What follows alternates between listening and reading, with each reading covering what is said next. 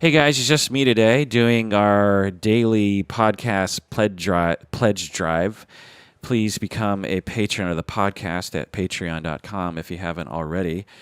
As I've said in other episodes, we have tens of thousands of listeners according to internet statistics, and maybe even 100,000 listeners, but probably conservatively something like 30, 40,000. And yet we only have 162 patrons of the podcast. So please become a patron of the podcast. It doesn't cost much. And know that your money is helping us to produce this thing because it takes a lot of our time and it takes a lot of effort. And if you like the podcast and you want us to take it to the next level, please become a patron. Plus, you get access to our exclusive episodes. Plus, you know that your pledge is partially going to the charities that we support. This is the Psychology in Seattle podcast. I'm your host, Dr. Kirk Honda. I am chair of the Couple and Family Therapy Program at Antioch University, Seattle, and I'm also a licensed therapist. In these daily podcasts, I'm just going to talk off the top of my head on some random issues. And today, what I want to talk about is I want to talk about how therapists should disclose to their clients what they're diagnosing them with. It's a standard practice, not standard in an official way, but it's a common practice, I guess I should say, that therapists, let me explain, in order to justify treatment to insurance agencies, to medical insurance, in order for medical insurance to pay for therapy, you have to, as a clinician, diagnose your clients. And so what'll happen is, and I used to do this in the beginning of my career, is a client would come to me and I would assess them briefly and I would find a diagnosis that was legitimate and I wouldn't tell the client that I diagnosed them, and then I would submit the diagnosis to the medical insurance and the medical insurance would start paying for the treatment. And then later on in my career, I started thinking much more collaboratively and in a postmodern way, and I was trying to really be as much of an open book as possible with my clients to demote me on the power structure and to also help clients to empower them with information and with their own lives to help them be more autonomous by telling them what the diagnosis was, or actually to some extent even giving them a choice about what diagnosis I submitted. Because often when clients come to me, there are a number of different diagnoses that they might qualify for, depending on the spin that I put to the information that they're telling me, and depending on how severe we both interpret their presentation. And so I will work collaboratively with clients and say, okay, well, it sounds like you fit criteria for these two diagnoses. Which one seems to fit better for you, and which one would you want to be submitted to the medical insurance? And for some people, they really, really enjoy this conversation, and for some others, they're just like, they don't really care. But most clients will say to me, so are you saying that if I've been in therapy before and used medical insurance, that those therapists diagnosed me? And I would say, well, yes, they had to have diagnosed you. That had to have diagnosed you in all likelihood. And they said, well, my previous therapist never talked with me about the diagnosis. And now I'm curious what they diagnosed me with. And are you telling me that they submitted that diagnosis to the medical insurance and there's a record of this unknown mental disorder that is on record with my medical insurance? And I would say, well, I don't know for sure, but yes, in all likelihood. And this is quite upsetting to them, and they should be upset. I mean, if you are out there and you've been in therapy before, and you don't know, and you used medical insurance, which you likely did, and you were not told what diagnosis was applied to you, aren't you a little bit curious about what's now? In all likelihood, having a diagnosis on record with your medical insurance will have zero effect on your life. Unless you want to become a CIA agent or an FBI agent or work for the government at some really high national security level, then it's just a non-issue. It never comes up. But at the same time, wouldn't you be curious as to what was being said about you? Also, if you go to a physician, they will tell you your diagnosis, right? They'll say, you have strep throat, and here is the treatment for strep throat.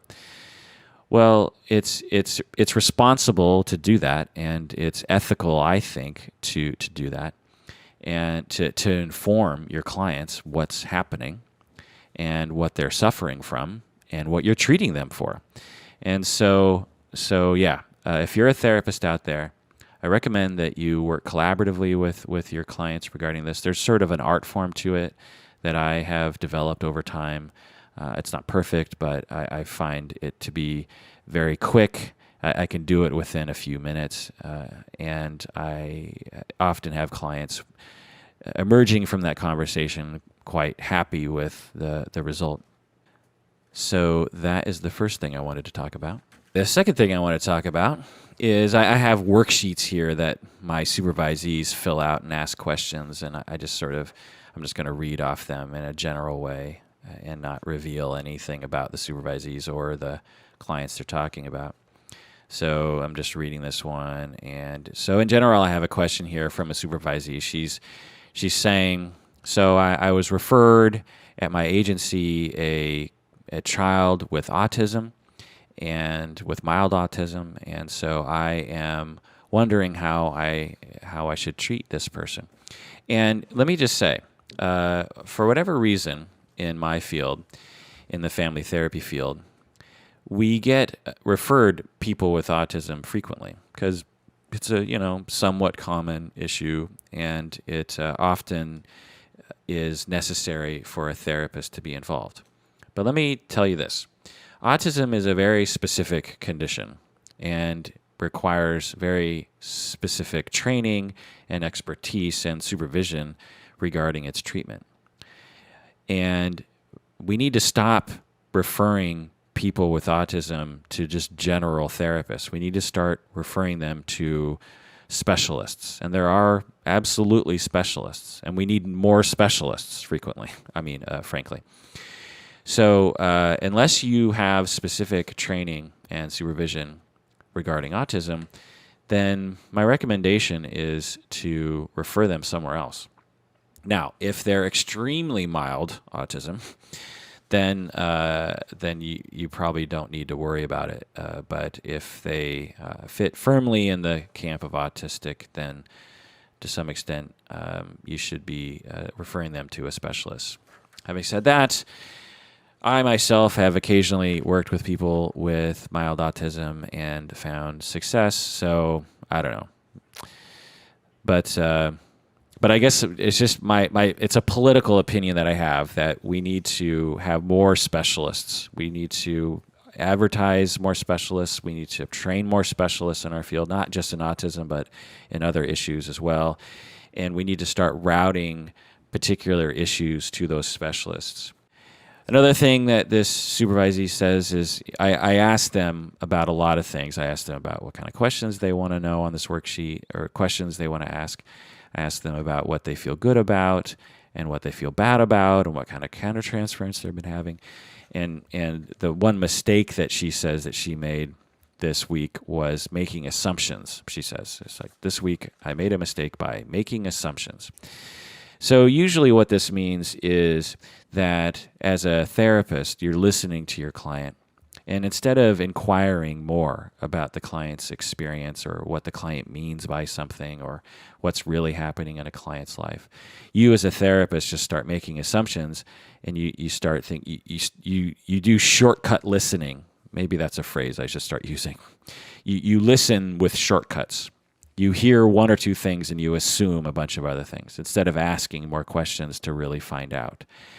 And you might have heard me talk about the phenomenological approach to therapy, to be very curious and to never assume, and to really make sure by being very inquisitive with a client about what they're saying. For instance, a client comes and says, oh my God, today I'm so depressed. I'm just so depressed. It's just, I don't know, my life really sucks. Well, unless you investigate what the client means by depressed, then you really have almost no idea what they mean by that. Now, you might have a certain meaning of what depressed means, but take it from me, people have very different definitions of what depressed means. So if I heard that and I was making assumptions, I would say, oh, the person is sad, doesn't have any energy, is hopeless, is low energy, sleeping too much, this sort of thing. But to another person, that could mean that they are, I don't know, bored, or they're extremely stressed out or something. And so you have to ask. You don't want to make assumptions, and that's what this supervisee is saying, is that she made a mistake by making assumptions. I don't know what happened as a result of making those assumptions, but she's identifying that, and I commend her for being able to identify that as a mistake. All therapists make mistakes every now and then, or frequently, I should say. we make mistakes frequently, and there's nothing wrong with making that mistake. As long as we recognize it and do things to correct for it as best we can, then we're good. Another supervisee, I asked her about any countertransference she's been having, and she said that a client came to session wearing what some might consider inappropriate, and I felt uncomfortable when I first saw her. So this is something that sometimes happens, and sometimes we talk about this in supervision. It's a cultural thing, and it's a debatable thing, and it depends on the situation, sort of a thing. But in general, as adults, therapists are adults, right? And often come from particular backgrounds, shall we say, middle class, privileged backgrounds. Not all the time, but frequently. And when we have a client, say a 14-year-old that comes into session dressed in a very, somewhat revealing way, shall we say, then it's normal as a human being in our culture to have a reaction to that, to say, oh, she's dressed very inappropriately, quote unquote. Well, as therapists, we need to contemplate that reaction. We need to think about, what does that reaction mean? Am I coming from a cultural place? Am I imposing my cultural values on the client? Am I having some sort of countertransferential moment that is being provoked by the client? Is the client trying to provoke something in me?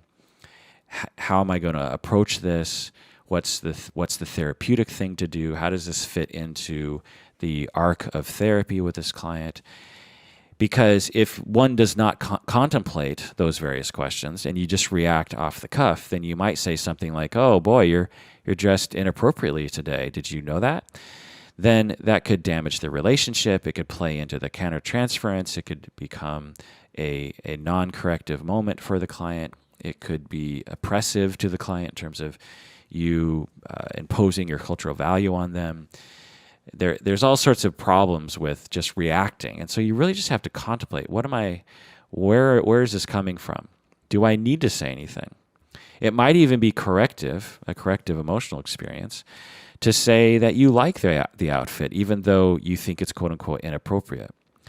The thing that I often tell novice therapists is, you are not your client's parents. You're not a parent to your clients. You are their therapist, and that's a very different role. You're not their teacher. You're not their uncle or their aunt. You're not their friend. You are their therapist. And a therapist is a very unique relationship in that we are not there to tell clients what to do. We are not there to, if your child was dressed, quote unquote, inappropriately, then it's your responsibility to make them dress appropriately. You should, as a parent, contemplate things as well, but it's not always necessary, because you're the parent and you dictate a lot of things in the child's life. You tell them when they eat dinner and when they go to bed, and you don't necessarily need to think about the cultural implications, okay? But as a therapist, it's not your job to tell clients what to do. and it's not your job to guide them on specific behaviors. That's the job of their parents. That's the job of their community. What your job is to provide treatment and therapy. And that involves quite a different mindset when approaching people. And so if a child is dressed, quote unquote, inappropriately, then you really just have to think what that means and how you're going to approach that. And this supervisee is wise to notice that she had that reaction and that that's countertransference and not necessarily therapeutic. All right, well, that does it for another short daily episode of Psychology in Seattle. Please become a patron of the podcast by going to patreon.com. If you do that, we will love you very, very much. And please take care of yourself because you deserve it. You very, very much do deserve it.